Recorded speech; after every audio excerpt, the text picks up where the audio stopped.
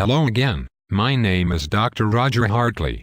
Seeing 1,000 nurses protest at the NATO summit in Chicago made me stop and think.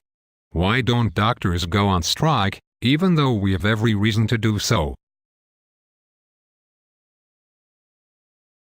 It reminds me of a conversation I had with a young hospitalist, Dr. Fogg, in a new novel on healthcare, Morton's Fork.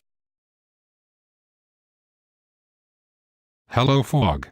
Did you go to the physician rally on tort reform held last week, in Springfield? Some grand statement they made. It was poorly attended. About 30 doctors standing around drinking coffee. You would think more doctors these days would be willing to speak up. Doctors just aren't the demonstrating type. We lack aggression, but mostly I think we are just too busy caring for patients. Pacifism is a curse of the profession. Doctors are in the crosshairs of national politics.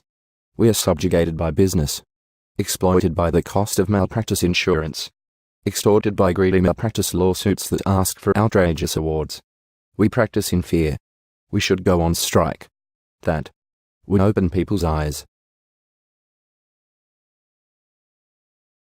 Well, that's Fogg's opinion. But nonetheless it made me wonder, is it illegal for doctors to strike? I know we can't unionize. We can't collectively bargain. In business, our hands are tied. But can we strike? I hope I never find out.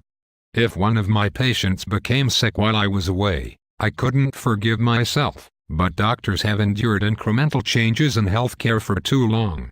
Yes, reimbursements will go even lower. Medicare pay cuts of 21% across the board will pass if the Democrats win control in this next election. Independent doctors like me already fear insolvency. Many want out and will leave their practices if we don't get some public support. So, maybe Fogg is right.